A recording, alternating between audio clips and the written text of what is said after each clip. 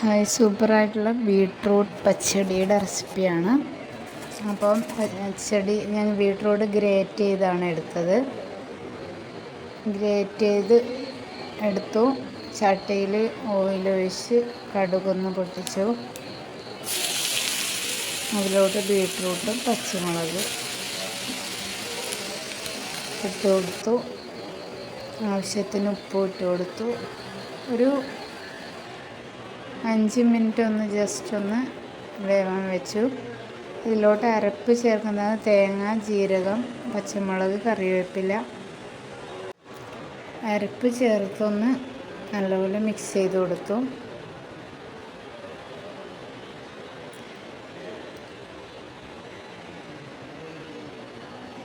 നമുക്ക് അരിഞ്ഞും ബീട്രൂട്ട് പച്ചടി ഉണ്ടാക്കാം. ഞാൻ ഗ്രേറ്റ് ചെയ്താണ് ചേർത്തത്. അതാകുമ്പോൾ കുറച്ചുകൂടി ടേസ്റ്റ് ഉണ്ട്. പിന്നെ തൈര്, ഒരു പാക്കറ്റ് തൈര് കൂടി ഇതിലോട്ട് ചേർത്ത് കൊടുത്തിട്ടുണ്ട്.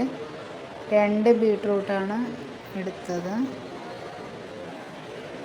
മിക്സ് ചെയ്ത് നമുക്ക് ബീട്രൂട്ട് വെന്തതിന് ശേഷം ഫ്ലെയിം ഓഫ് ചെയ്യാം. പിന്നീട് അരപ്പിൽ ഞാൻ കുറച്ച് കടുകും അരച്ചിരുന്നു. നല്ല സൂപ്പർ ടേസ്റ്റി ആയിട്ടുള്ള ബീട്രൂട്ട് പച്ചടി റെഡി ആയിട്ടുണ്ട്.